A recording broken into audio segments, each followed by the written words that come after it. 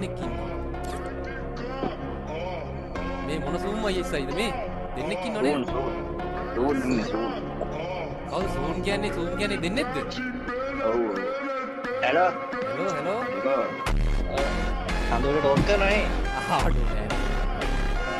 එහෙම නේ ඉතින් සඳුරට ටෝක් කරන ඉතින් අපි විතරයි ඉන්නේ.